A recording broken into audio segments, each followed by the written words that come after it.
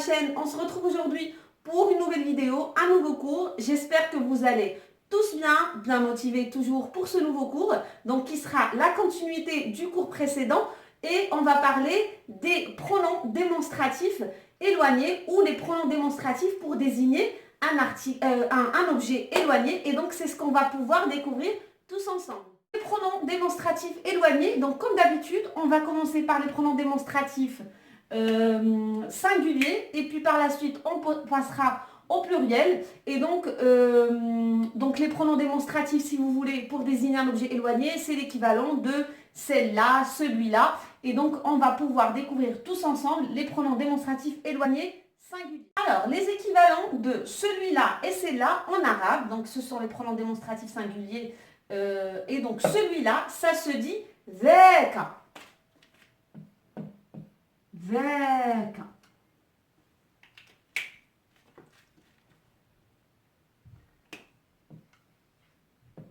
ذاك. Et donc ça s'utilise pour désigner un objet éloigné, que ce soit, comme je l'ai dit, pour les pronoms démonstratifs proches, que ce soit éloigné dans l'espace ou dans le temps. Et donc ça se dit ذاك. Et pour celle-là, ça se dit tilka.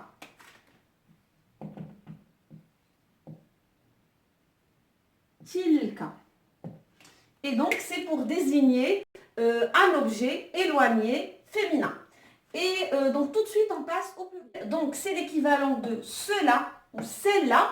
Toujours la petite particularité en arabe, c'est qu'on distingue deux catégories qu'on parle de deux objets ou de plus de deux objets. Et donc ceux-là, pour le pluriel masculin, quand on parle de deux objets donc éloignés, ça se dit ذاكان.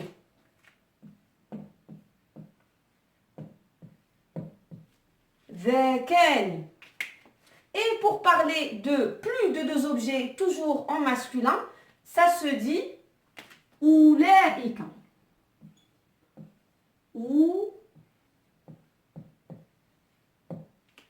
أولئك.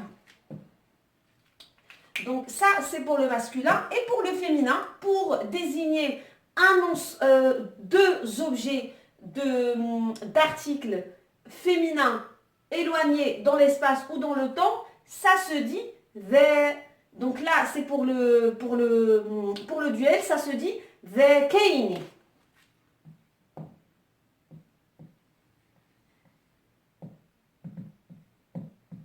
ذاكين. Donc ça c'est pour le féminin.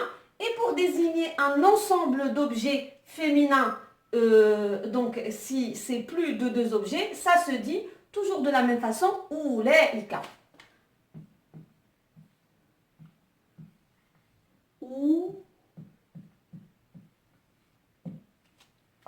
أولئك. Donc voilà pour les pronoms démonstratifs éloignés au pluriel. Et on va illustrer tout ça avec des petits exemples. Alors, je vous ai pris deux petits exemples, un avec tilka et un avec ذاك. Donc, le premier exemple, tilka al-ghabatu kabiratun. Cette forêt est grande. Donc, tilka, donc c'est le pronom démonstratif utilisé quand on parle de quelque chose forcément d'éloigné et de féminin singulier. Et donc, on utilise tilka al-ghabatu kabiratun. Vous aurez remarqué qu'en français, en traduction française, cette forêt est grande.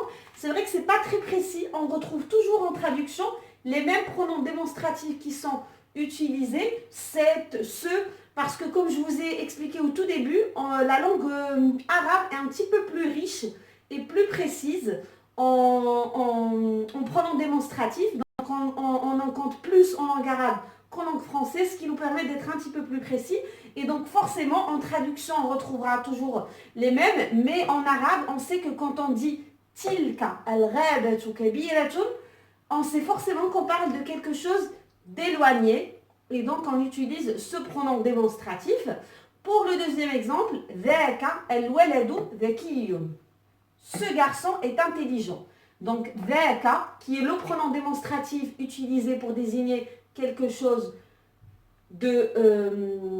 d'éloigné et donc singulier masculin. Et donc ذاك الولد ذكي, donc et la traduction qui veut dire ce garçon est intelligent.